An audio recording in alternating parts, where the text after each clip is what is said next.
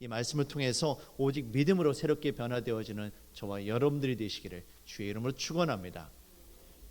올해는 마틴 루터가 종교개혁을 일으킨 지 502주년이 되는 해입니다. 1517년에 마틴 루터가 중세 카톨릭과 교황에 대항하며 95개조 반박문을 비텐베르크 대학 성당 정문에 붙이는 것으로부터 종교개혁이 시작되었습니다. 당시 마틴 루터가 외쳤던 종교개혁의 슬로건은 크게 세 가지였습니다. 첫째, 오직 말씀, 오직 은혜, 그리고 오직 믿음이었습니다. 우리가 어떻게 구원을 받고 우리가 어떻게 하나님 나라 백성이 되었는가, 우리가 이 땅을 살아가면서 하나님 나라 백성으로서 믿음으로 살아갈 때 정말 중요한 삶의 원리가 무엇인가, 우리 신앙에 있어서 기본이 되는 것, 그것이 바로 성경이고 그것이 바로 은혜이며 그것이 바로 믿음이라는 것입니다. 성경에 기록된 예수 그리스도 십자가 복음의 말씀을, 그 말씀을, 기록된 말씀을 우리가 믿음으로 받아들일 때 그 믿음 때문에 우리가 하나님의 은혜를 누리며 살게 되는 것, 이것이 바로 구원이고 이것이 바로 신앙의 기본이 되어야 한다. 이것이 바로 루터의 신앙 고백이었습니다. 하지만 당시 중세 카톨릭은 그렇지를 못했습니다. 말씀으로부터 벗어나서 믿음으로 말미암아 은혜로 주어지는 구원에 대해서 이야기하는 것이 아니라 인간의 행위로 구원을 이룰 수 있다라고 잘못된 복음을 가르쳤던 것입니다. 성경에서 어긋나도 너무나도 어긋난 것들이 많았습니다. 당시에는 성경을 아무나 읽을 수는 없었습니다. 교황을 비롯한 성직자들만이 성경을 읽을 수 있었지 일반 백성들은 성경 자체를 가지고 있지 못했어요. 왜냐하면 성경이 너무나도 비쌌거든요. 그리고 또 하나가 이 성경에 쓰여진 언어가 라틴어로 썼습니다. 근데 독일 사람들, 마틴 루터가 있었던 독일 사람들은 대부분의 사람들이 이 라틴어를 모르는 거예요. 그러니까 모르는 말로 예배를 드리고 모르는 말로 신부님들이 말씀을 읽어주면 그냥 거기 구경하고 있다가 돌아오는 거죠. 그게 일반적인 중세 카톨릭의 제사였습니다. 예배였습니다. 그렇다 보니까 문제는 이 성경을 해석하고 성경의 원리를 삶에 적용시키는 최종적인 권위가 성직자, 특별히 교황에게 집중되어 있었던 겁니다.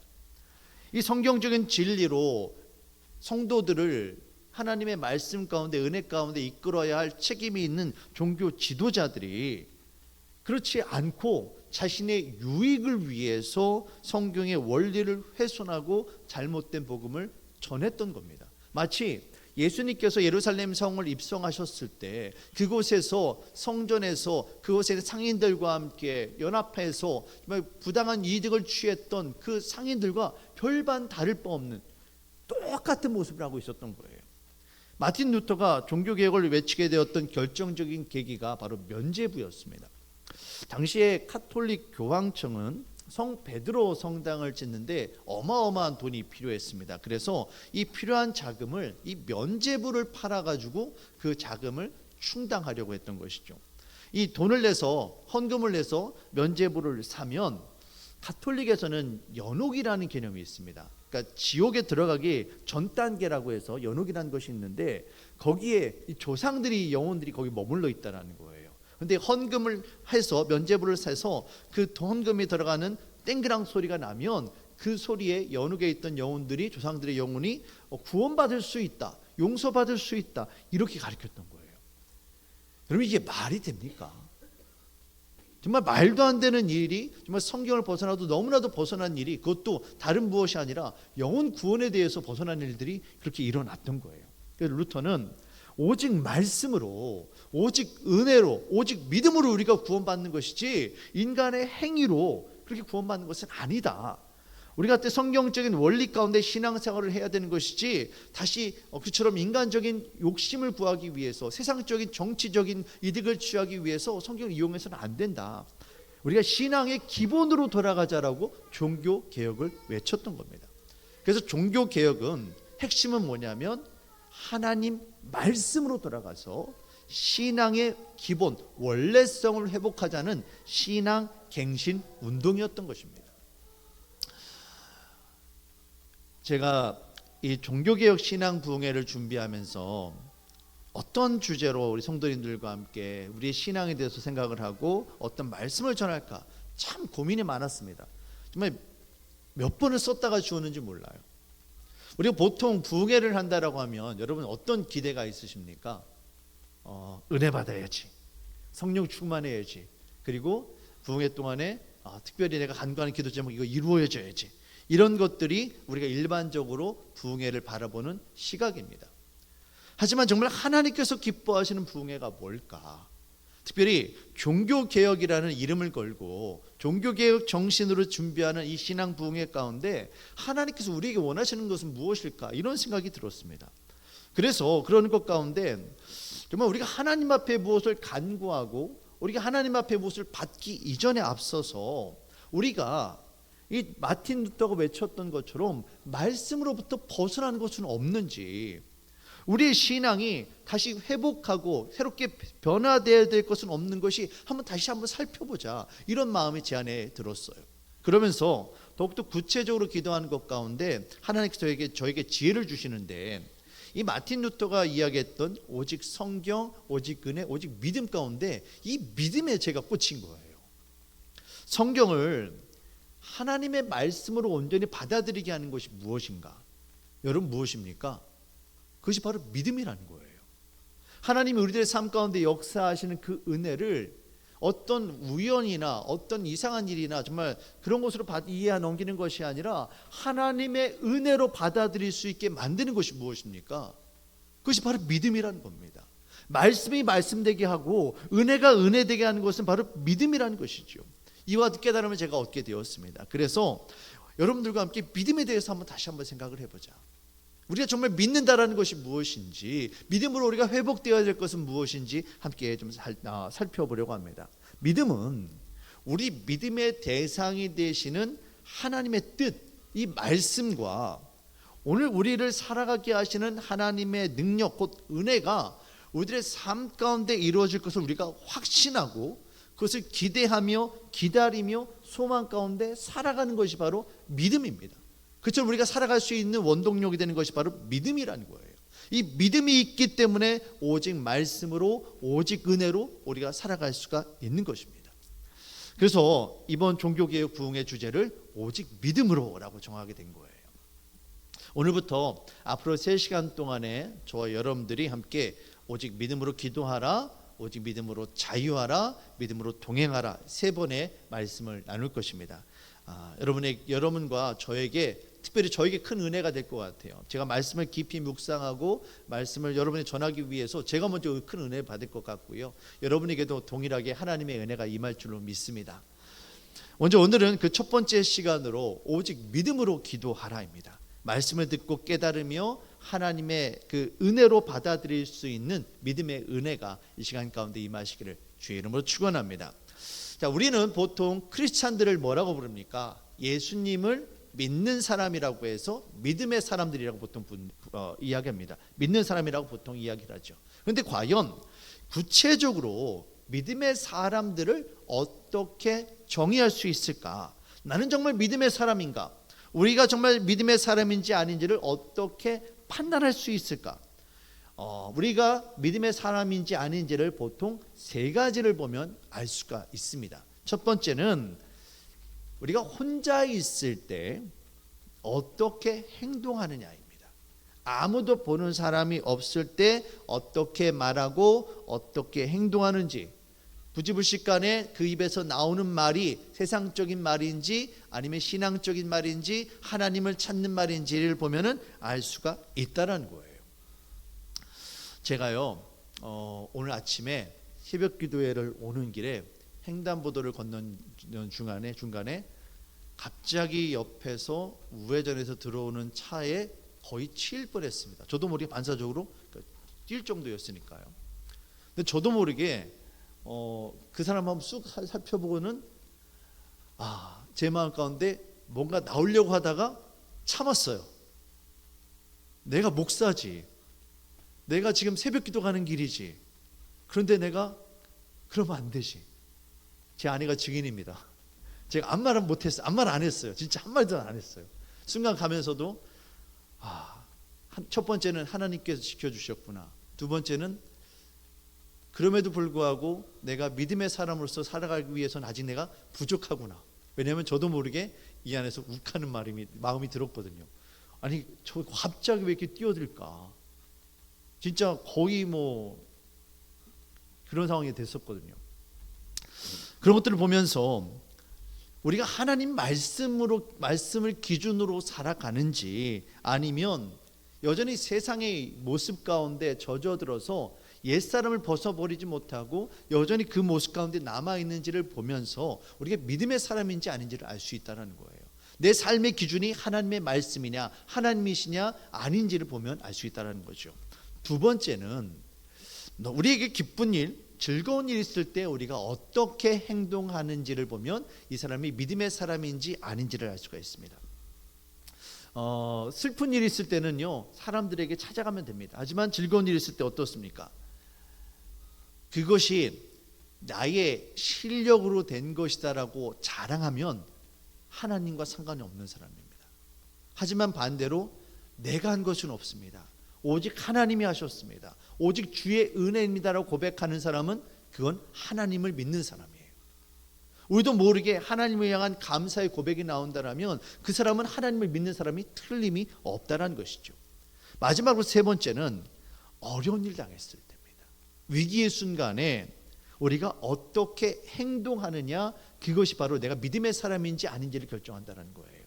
문제 앞에 하나님의 뜻과 하나님의 방법과 하나님의 능력을 구하며 주님의 인도하심을 기다리며 살아가느냐, 아니면 세상의 방법을 쫓아가느냐, 이러한 것들을 통해서 우리의 신앙을 판단할 수가 있다는 것이죠.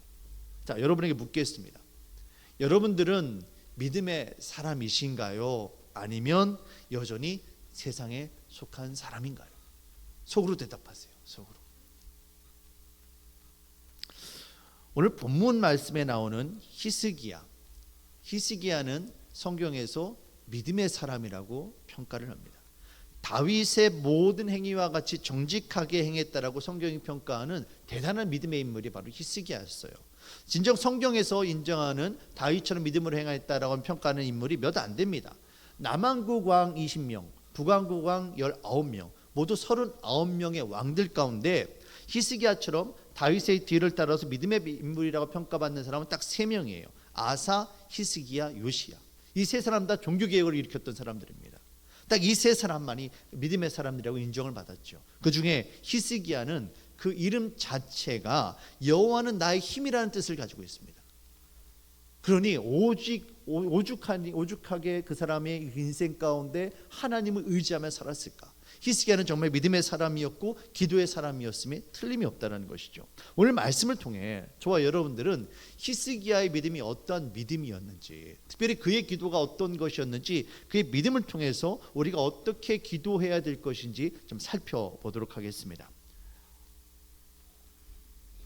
먼저 말씀의 내용을 보면 18장 13절 이하에 보시면 히스기야가 유다를 다스린 지 13년째가 되었을 때 당시 가장 강력한 군사력을 가지고 있었던 이 아수르의 왕 사네립이 직접 군사들을 이끌고 이스라엘을 점령하기 위해서 유다의 여러 성읍들을 동시에 다발적으로 공격을 합니다. 이 사네립이 군사를 보내어서 특별히 랍사게라는 그 장군을 보내고 해서 예루살렘 성을 포위하고요, 온갖 조롱과 폭언과 위협과 모략으로 히스기야를 비롯한 예루살렘 사람들을 협박을 합니다. 너희가 믿는 여호와 하나님이 정말 너희를 구원할 줄 아느냐? 천만에 그렇지 않다. 너희를 구원할 수는 없다라고 하나님을 모욕하고요, 이스라엘 백성들을 조롱을 합니다.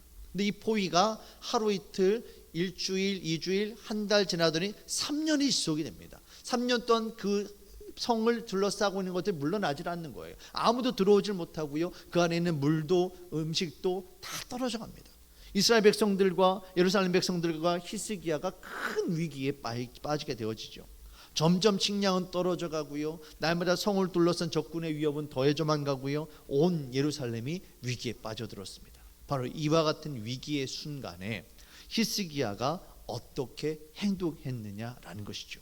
먼저 36절 말씀을 보시면 히스기야가 뭐라고 하느냐면 사람들에게 어떠한 말도 대답하지 말고 잠잠할 것을 명령합니다. 우리가 말씀 보시면 36절에 그 이전의 말씀에서 이야기가 나왔고요. 36절에 그 백성이 잠잠하고 한마디도 그에게 대답하지 아니하니 이는 왕이 명령하여 대답하지 말라 하였습니다. 히스기야가 이스라엘 백성들에게 이 아수르 군대가 조롱하는 것에 대항하지 말아라. 그리고 아무 소리 내지 마라. 그렇게 이야기를 합니다. 왜 그럴까요? 왜 그럴까요? 그게 중요해요. 사람들 앞에서 울지 말고, 사람들 앞에서 불평불만하지 말고 누구 앞에서 울라는 겁니까? 하나님 앞에서 울라는 거예요.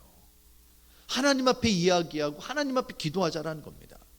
사람들 앞에서 자꾸 이야기하면 불평불만만이 커지고 문제만이 더 커져 보입니다. 하지만 하나님 앞에 기도하면 하나님께서 들으시고 하나님께서 응답하시고 하나님께서 우리를 구원하시리란 그 기도응답의 확신이 히스기야에게 있었던 거예요. 뿐만 아니라 히스기야는 자신이 직접 하나님 앞에 한 사람의 신앙인으로서, 이스라엘 왕이기 전에 있어서 한 사람의 신앙인으로서 하나님의 은혜를 간구하는 그 신앙인으로서 본인이 기도의 자리로 나아갑니다. 자, 19장 1절 말씀입니다. 히스기야 왕이 이 말을 듣고 그 옷을 찢고 굵은 배를 두르고 여호와의 전에 들어가서, 히스기야가 여호와의 전에 왜 들어갑니까? 하나님 앞에 기도하기 위해서 들어갔다라는 거예요. 구약 성경에서 이스라엘 백성들이 큰 죄악을 범하거나 하나님 앞에 회개하거나 하나님 앞에 통회하며 자복하며 하나님 앞에 기도할 때 대표적으로 하는 행동 세 가지가 있었습니다. 첫 번째는 자신의 마음을 찢는 것처럼 이 옷을 찢는 거예요. 내 마음이 옷이 찢어지는 것처럼 아픕니다. 그리고 두 번째는 시신을 쌀 때 입는 이 배옷을 입어서 내가 지금 죽은 자리에 있습니다. 내가 죽을 수밖에 없는 죄인입니다라는 것을 고백을 하는 거죠. 그리고 마지막으로 자신이 현재 처한 상황이 죽음의 자리, 멸망의 자리임을 나타내는 뜻으로 죄를 뒤집었습니다. 이렇게 옷을 찢고요, 배옷을 입고 죄를 뒤집어 쓰는 행동을 하는 거죠. 히스기야가 바로 그걸 하고 있는 거예요. 히스기야는 절박한 마음으로 하나님 앞에 기도를 합니다. 히스기야는 예루살렘의 절체절명의 위기의 순간에 믿음으로 기도하는 사람이었습니다. 진정 믿음의 사람은요, 히스기야처럼 위기의 순간, 문제의 순간에 하나님을 의지함으로 기도하는 사람임을 여러분 믿으시길 바랍니다.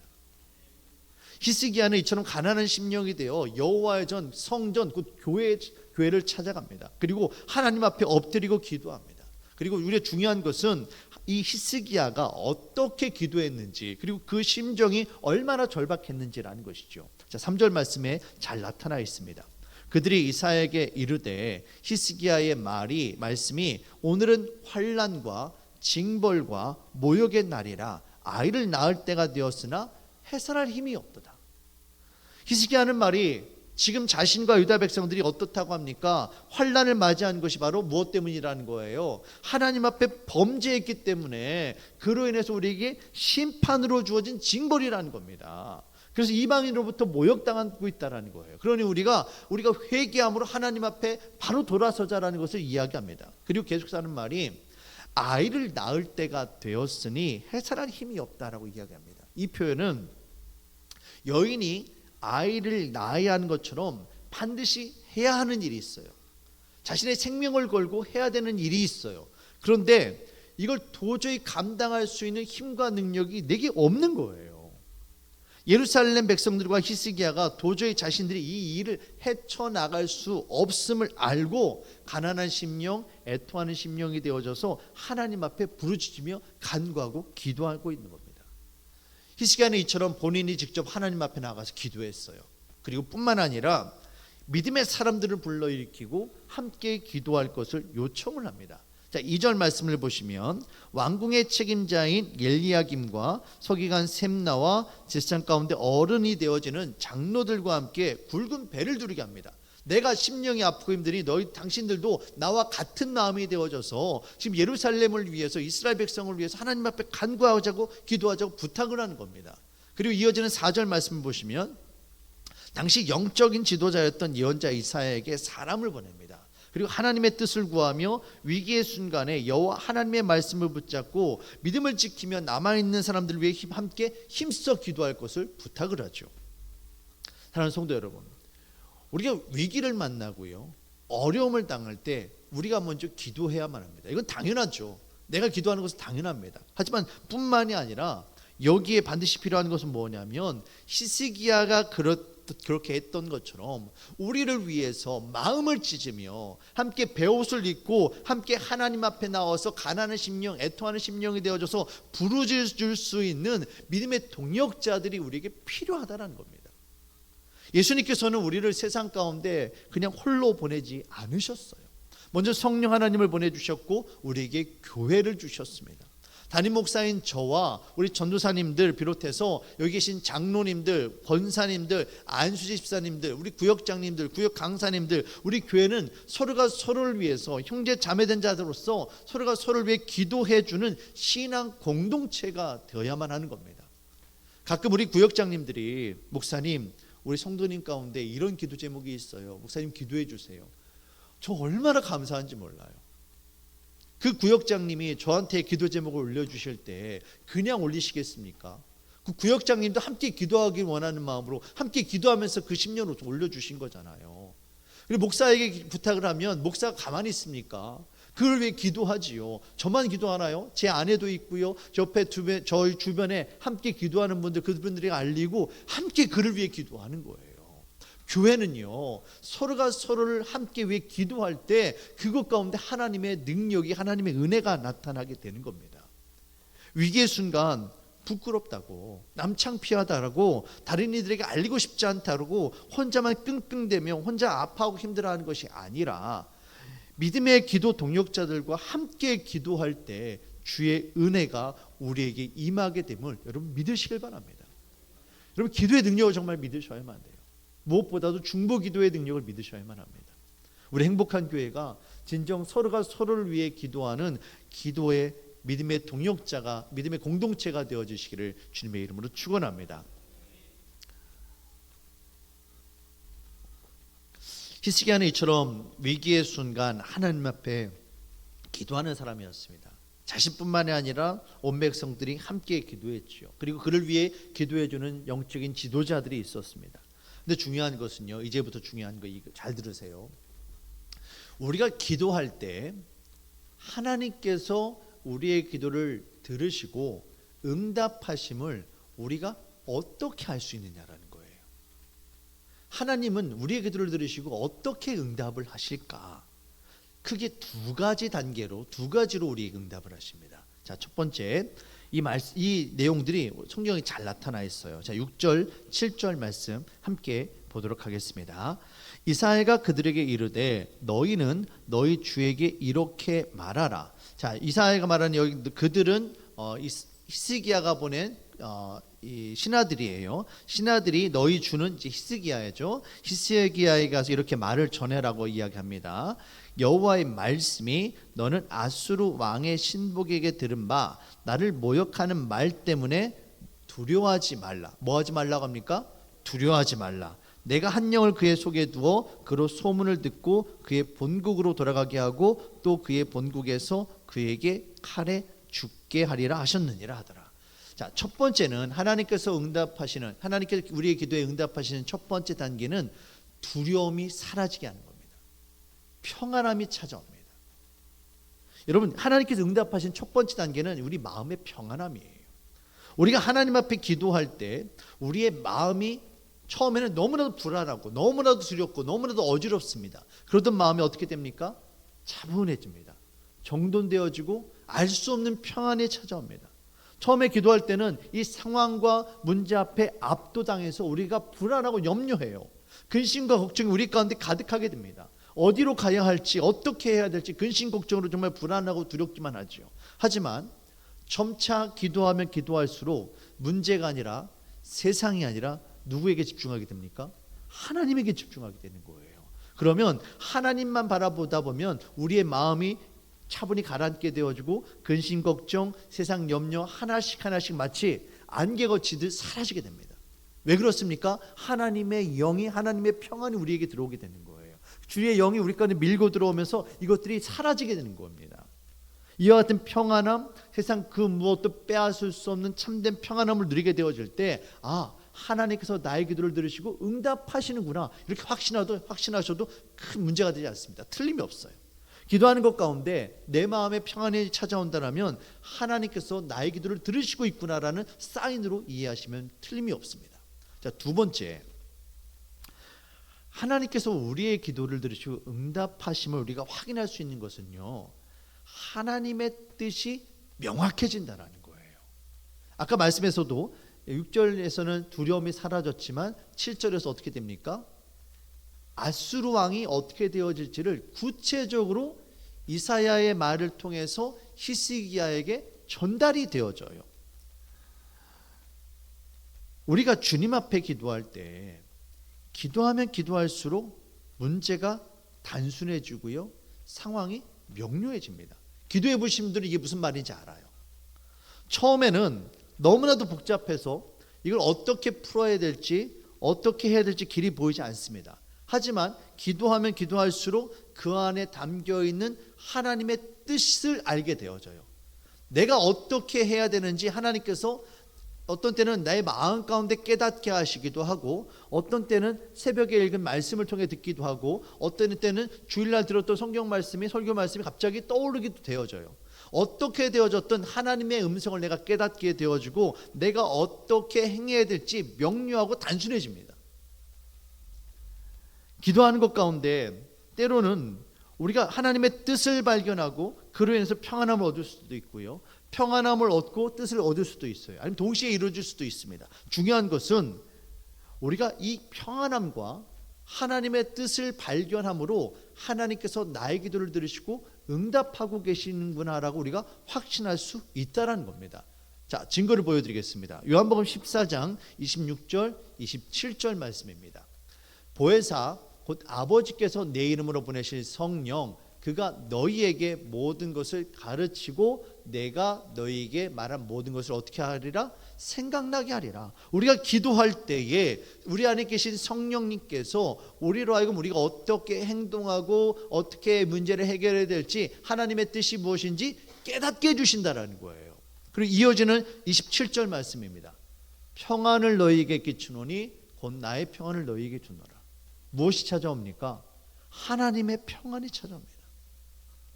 순서는 바뀔 수 있어요. 하지만 중요한 것은 우리가 기도하면 기도할수록 우리의 마음이 평안해지고, 우리가 기도하면 기도할수록 하나님의 뜻이 분명해진다면 이를 통해 우리는 주께서 우리의 기도에 응답하고 계심을 확인할 수가 있다는 겁니다.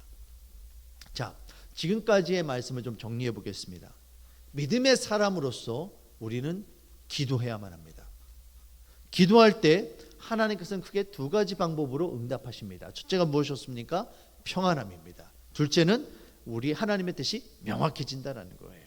자, 이제 마지막으로 믿음으로 기도하는 기도의 마지막 교훈은 바로 예수님의 이름으로 하는 기도입니다.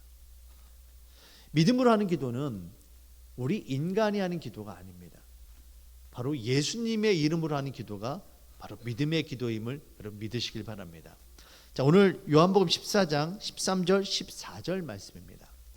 너희가 내 이름으로 무엇을 구하든지 내가 행하리니 이는 아버지로 하여금 아들로 말미암아 영광을 받으시게 하려 함이라. 내 이름으로 무엇이든지 내게 구하면 내가 행하리라.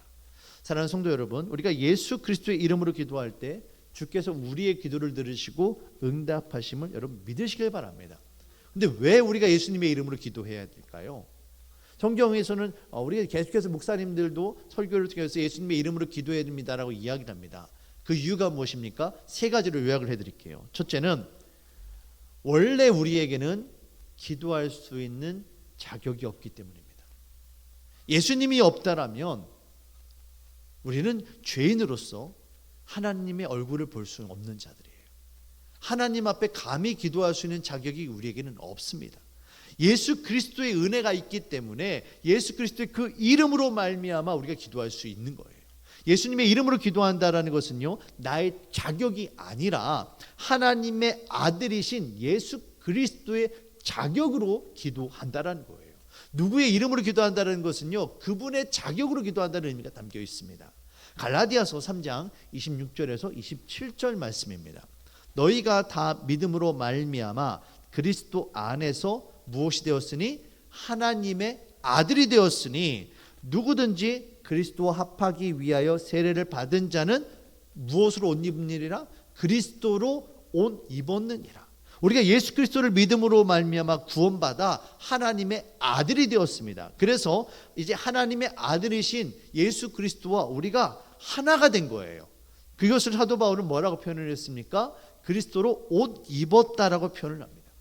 예수 그리스도로 우리가 옷 입었다라는 것은요, 우리가 예수 그리스도와 함께 십자가에 못 박혀 죽음으로 장사되었다가 이제 새 사람이 되어서 예수의 신분으로 예수 그리스도 하나님의 아들로서 살아가는 존재가 되었다는 거예요.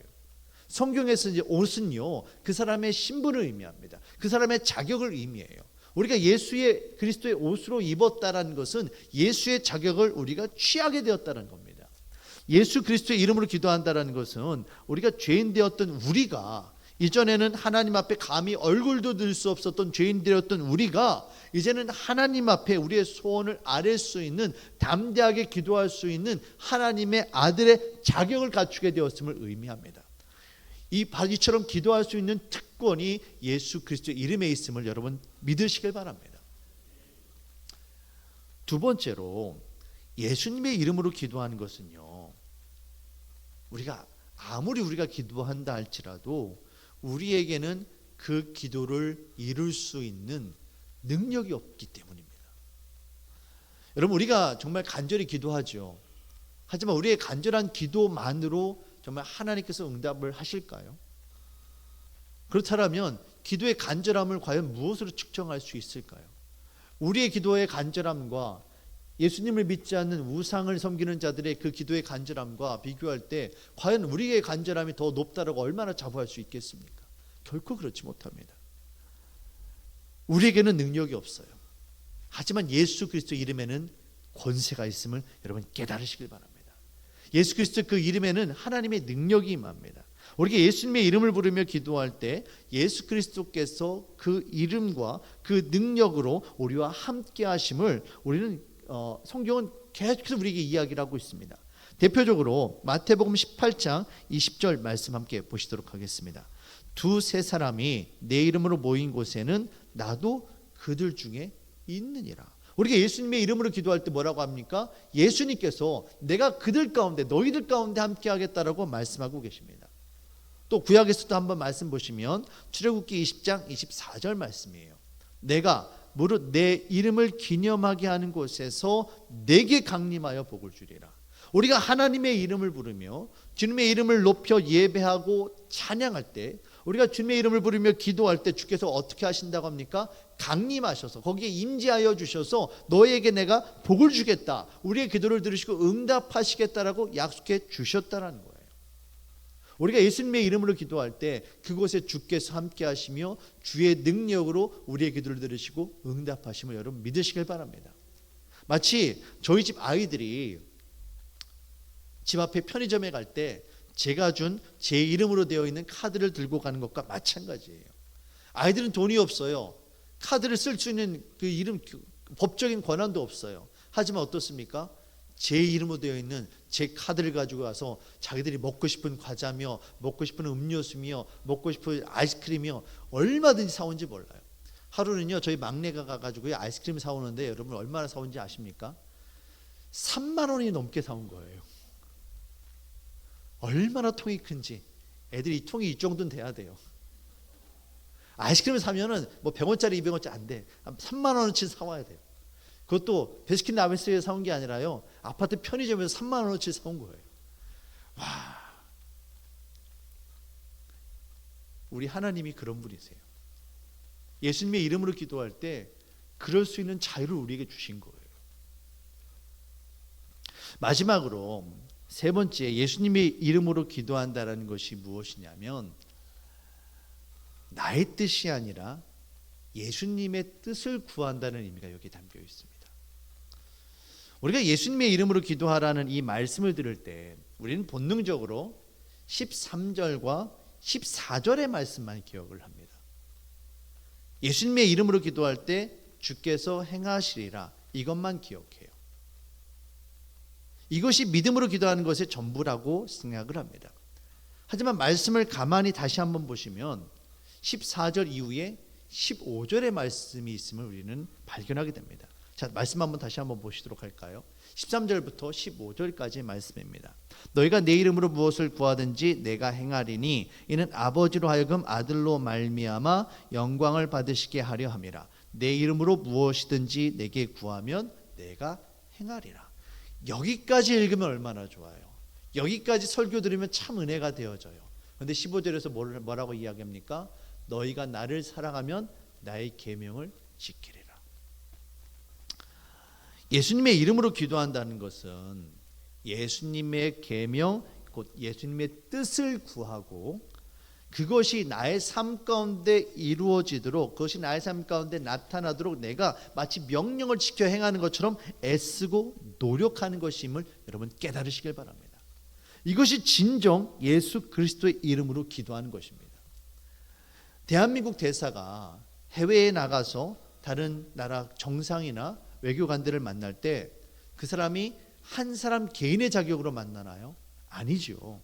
대한민국이라는 이름이, 대한민국이 부여한 자격으로 그 이름으로 만나는 겁니다. 그렇다면 이 대한민국 대사가 하는 모든 말과 행동은 누구의 뜻을 나타내야만 합니까? 대한민국 국민의 뜻을 나타내야 되고요, 그를 파견한 대통령의 뜻을 나타내야만 되는 거예요. 그런데 만약에 그렇지 않고 자기 뜻을 이야기한다면 그건 잘못된 거죠.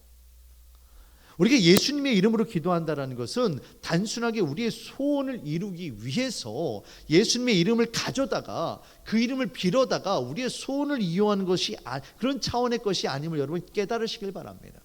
예수님의 이름으로 기도한다는 것은요, 우리를 향한 하나님의 뜻을 깨달아야 되는 거예요. 그리고 그 뜻이 이루어지기 위해서 우리가 그 뜻에 순종하며 그것을 위해 기도하는 것임을 여러분 깨달으시길 바랍니다.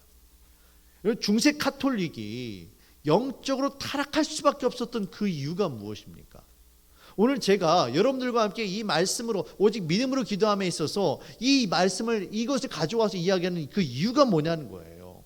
하나님께서 우리에게 허락하신 그 특별한 신분이 있고요, 특별한 권세가 있고요, 그 능력이 있어요. 그런데 그것을 하나님의 뜻을 구하고 하나님의 나라가 이루어지는 것에 위해 사용하는 것이 아니라 자신들의 유익과 자신들의 편리를 위해서, 정욕을 위해서 잘못 구하고 있기 때문에 종교개혁을 그렇게 일으켰던 것이고, 오늘 말씀 가운데서도 계속해서 그 얘기를 하는 것 아니겠습니까? 사랑하는 성도 여러분, 주께서는 먼저 그의 나라와 그의 의를 구하라고 우리에게 말씀하고 계심을 여러분 기억하시길 바랍니다. 마태복음 6장 33절 말씀입니다. 그런즉 너희는 먼저 그의 나라와 의를 구하라. 여러분 그런즉이에요.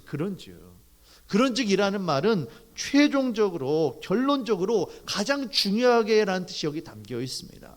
아무리 상황이 급하다 할지라도, 아무리 상황이 간절하다 할지라도 우리가 최종적으로 붙잡고 우리가 최종적으로 기도해야 될 것이 뭐라는 겁니까? 바로 하나님의 나라와 의, 하나님의 뜻임을 여러분 깨달으시길 바랍니다. 말씀을 마치도록 하겠습니다. 사랑하는 성도 여러분, 우리 믿음으로 기도하는 저와 여러분들이 되어주시기를 간절히 주의 이름으로 축원합니다. 기도는 기본적으로 나의 문제로부터 시작이 됩니다. 내가 처해 있는 상황으로부터 시작되어지는 거예요. 하지만 나의 문제를 하나님 앞에 올려보내는 것으로 끝나서는 안 됩니다. 그거는 세상 사람들이 하는 기도예요. 믿음의 기도는 그렇지가 않습니다. 나의 문제를 가지고 씨름하며 하나님의 뜻을 구해야 되는 거예요. 하나님, 나에게 있어서 정말 내가 하나님의 뜻에서 벗어나는 것은 무엇입니까? 하나님, 내가 정말 지금 이 순간 하나님의 뜻에 순종하기를 원하는 것은 무엇입니까? 내가 변화하기를 원하는 것은 무엇입니까? 내가 희생하는 것이 희생하기를 원하시는 것이 무엇입니까? 그것을 묻고 깨닫고 하나님의 뜻을 간구해야만 하는 겁니다. 그리고 그것이 이루어질 수 있도록 그 뜻을 구하며 하나님의 능력이 임할 수 있도록, 그 뜻에 내가 순종할 수 있도록 하나님 앞에 기도하는 것이 바로 믿음의 기도임을 여러분 깨달으시길 바랍니다. 여러분, 모세의 기적이라고 불리는 그 박모세 청년의 이야기를 혹시 아십니까? 이번에 제가 다니엘 기도의 강사진을 보다 보니까 이번에 박모세 청년과 그의 어머니가 간증을 하더라고요. 이렇게 한번 들으시면 좋을 것 같아요. 모세의 어머니는 그 임신한 지 4개월이 되었을 때 의사로부터 청천벽력과 같은 그런 충격적인 소리를 듣게 됩니다. 뱃속에 아이가 머리 뒤 뼈가 없어서 이 뇌가 밖으로 흘러나왔다는 겁니다. 그래서 아이가 태어나더라도 곧장 아이가 죽을 수밖에 없다는 거예요. 수술을 하지 않으면 지금 당장 죽을 거고, 수술을 하더라도 아이가 곧 죽을 겁니다. 얼마 살지 못하고 죽을 겁니다라고 이야기합니다. 기도하는 믿음의 사람이었던 이 모세 청년의 어머니가 의사에게 묻습니까? 선생님, 단 1%의 희망도 없습니까? 의사는 냉정하게 말합니다. 네, 없습니다. 만일 이 아이가 살아나게 된다면 그건 정말 하나님이 하신 일이겠네요. 그러면 저와 온 교회는 이 아이를 위해 기도하겠습니다. 선생님은 그저 최선을 다해 아이를 수술해 주시길 바랍니다. 결국 아이는 엄마 뱃속에서 태어난 지 3일 만에 이 머리로부터 두개골 밖으로 흘러나온 뇌 전체의 90%를 잘라내는 수술을 받습니다. 그리고 모세의 뇌는 고작 10%밖에 남지 않게 되어져요. 1%도 안 되는 수술 성공 확률에서 10%만의 뇌를 가진 이 아이가 건강하게 성장하고 생존할 수 있는 확률이 얼마나 될까요? 정말 의사의 말처럼 제로에 가까운 거예요. 아이가 태어나서 수술을 마치고 아이가 회복되어지는 그 과정 가운데 엄마는 아이를 안고 한 방울 한 방울 아기의 입술에 그 우유를 넣어주는 것과 동시에 하루도 빠지지 않고 눈물로 이 아이를 좀 살려달라고 하나님 앞에 매달리며 아이를 위해 기도하기 시작합니다. 그랬더니 당장이라도 죽을 것만 같았던 이 아이가 생후 18개월이 지나서 합병증으로 다시 큰 수술을 받아야만 했지만, 그 이후로 여러 차례 목숨을 건 수술을 받아야만 했지만 의사가 100% 죽을 것이다라고 장담했던 그 아이가, 듣지도 보지도 말하지도 못할 것이라고 장담했던 그 아이가 하나님의 은혜로 살아가게 됩니다. 비록 느리고 비록 발음이 다소 부정확하지만 말할 수 있게 되었고요. 비록 오른쪽 눈은 볼 수 없지만 흐릿하게 왼쪽 눈으로 볼 수 있게 되었고요. 무엇보다도 사람들 앞에 하나님께서 주신 그 맑은 목소리로 노래하며 자신의 삶 가운데 역사하신 그 기적의 하나님을 간증하는 삶을 살게 되어집니다. 여러분에게 잠시 방송에 나왔던 이 모세 청년의 찬양을 잠시 한번 듣기를 원합니다. 잠깐 보고 설교 계속해서 듣도록 하겠습니다.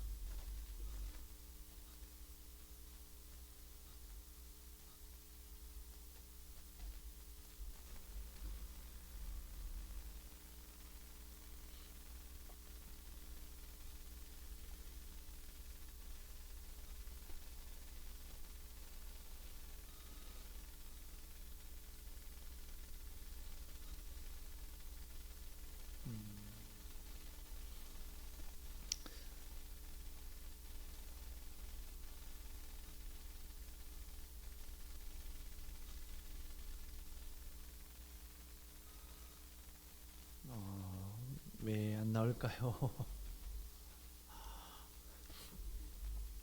모세 청년을 여러분 혹시 보신 분이 계십니까? 옛날에 평창 동계올림픽 때 그 애국가를 불렀던 청년인데 여러분 기억하세요? 네. 찬양, 그럼 찬양 가운데 제일 좋아하는 찬양은 뭐예요?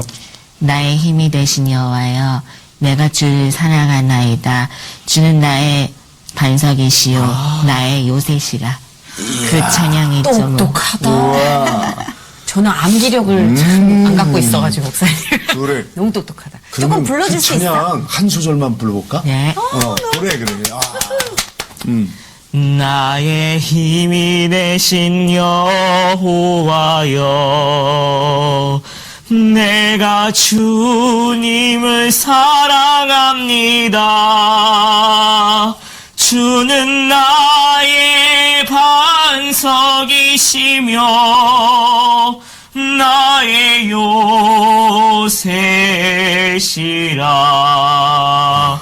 주는 나를 건지시는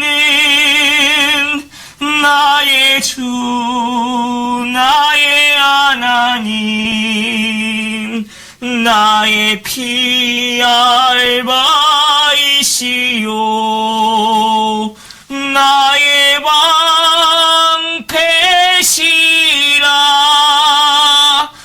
나의 하나님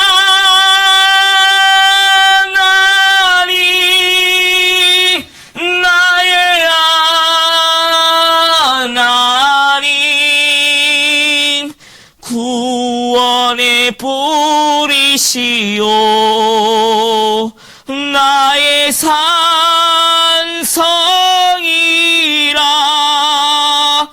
나의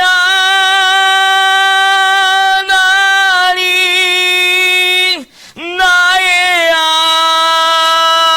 하나님 그는 나의 여호와 나의 구세주. 아멘. 세상 사람들은 안 된다고 이야기합니다. 세상 사람들은 그건 그냥 기적이다라고 이야기합니다. 하지만 우리는 이것이 하나님의 은혜임을 믿습니다. 그리고 그 모든 과정 가운데 눈물 어린 정말 하나님의 이름을 부르며 간절히 기도했던 그 기도의 시간들이 있음을 우리는 반드시 압니다. 우리가 믿는 것은 우리의 삶 가운데 우리가 기도할 때에 우리의 믿음 가운데 예수님께서 임재하여 주시고 그 기도를 들으시고 응답해 주신다라는 것입니다. 이것이 바로 믿음의 사람들이 세상을 살아가는 방법입니다. 오늘도 주님 앞에 나와 믿음으로 기도할 때에 하나님께서 우리의 기도를 들으시고 우리의 길을 인도해 주실 줄을 여러분 믿으시길 바랍니다. 마지막으로 요한복음 16장 24절 말씀, 저 여러분들이 함께 이 말씀 읽고 말씀을 마치도록 하겠습니다. 지금까지는 너희가 내 이름으로 아무것도 구하지 아니하였으나 구하라 그리하면 받으리니 너희 기쁨이 충만하리라. 아멘. 하나님의 주 하나님,